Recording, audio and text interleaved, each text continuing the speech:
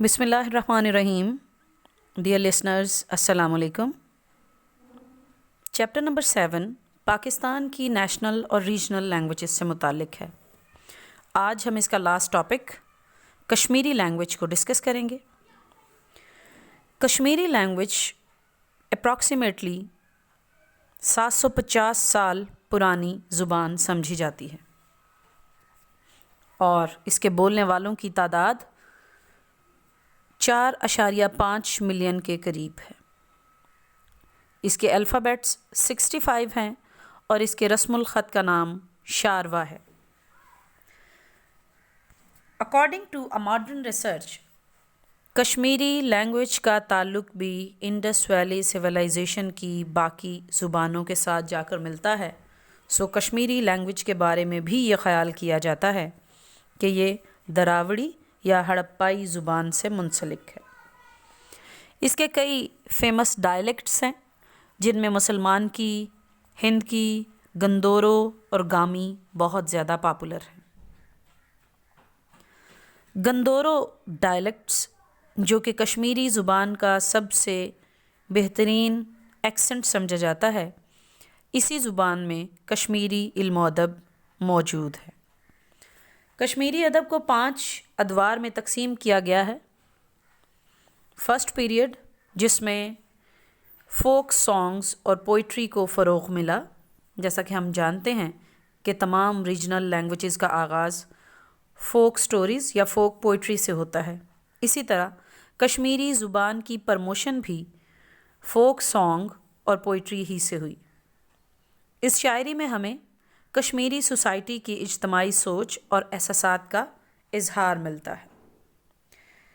دوسرے دور کی بات کریں تو کشمیری زبان کا دوسرا دور، جس میں الہیات کے موضوع پر لکھا گیا، اس دور کے سب سے اہم شاعر شتی کنٹھ کنسیڈر کیے جاتے ہیں. تیسرے دور میں عشقیہ داستانوں کو منظوم کرنے کی روایت پڑی، یعنی عشقیہ داستانوں کو نظم کی صورت میں لکھا جانے لگا، شاعری کی صورت میں لکھا جانے لگا، بالکل اسی طرح جس طرح پنجابی زبان میں وارث شاہ نے ہیر رانجھا لکھی. اس دور کی سب سے اہم شاعرہ ہبہ خاتون ہیں. اسکرین پر آپ کو ہبہ خاتون نظر آ رہی ہیں. ان کا دور 1554 سے 1609 تک کا ہے. ہبہ خاتون is called the Nightingale of Kashmir and she was the wife of last ruler of Kashmir, یوسف شاچک.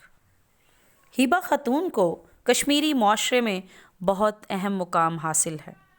اس کے علاوہ فارسی اور عربی قصوں کو بھی کشمیری زبان میں ٹرانسلیٹ کیا گیا اور یہ خدمات سر انجام دینے کے لیے ارمنی لال اور ملا فقیر کا نام بہت اہم ہے. کشمیری لینگویج کے 4تھ پیریڈ پر ہمیں زیادہ تر روحانی اثرات نظر آتے ہیں. اس دور کے سب سے اہم شاعر محمود گامی ہیں، جن کا دور 1765 سے 1855 تک کا ہے. محمود گامی کا تعلق کشمیر کے علاقے اننت ناگ سے تھا.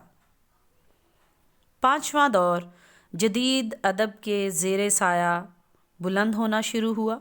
نئے نئے فکری رجحانات بھی کشمیری ادب کا حصہ بنے.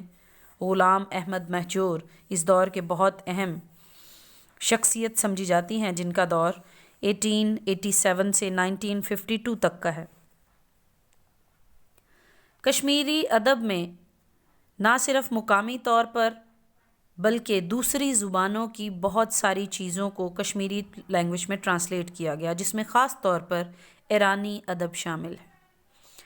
ایرانی لینگویجز کی غزلیات اور مثنوی کے تراجم اس زبان میں کیے گئے اور آزاد کشمیر یونیورسٹی میں کشمیریات کا سبجیکٹ پڑھایا جاتا ہے اور اس کے اوپر مزید ریسرچ کا کام بھی جاری ہے. کشمیری زبان میں لالیشوری، جو کہ ایک مسٹک پوئٹس تھی 14th سینچری کی، اس کو بھی کشمیری معاشرے میں ایک اہم مقام حاصل ہے.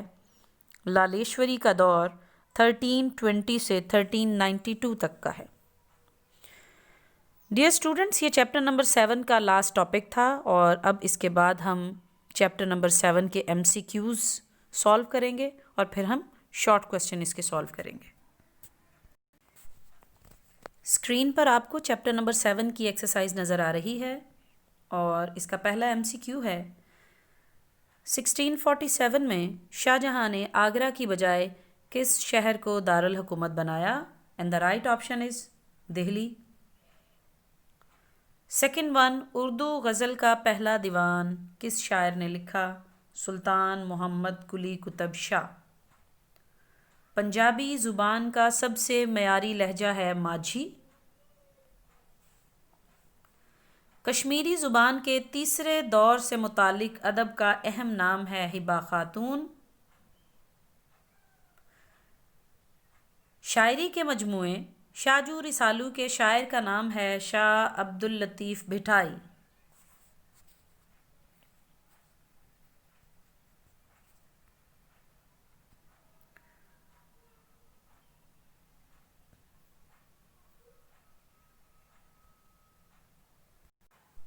پشتو زبان کی پہلی کتاب کا نام ہے پٹا خزانہ۔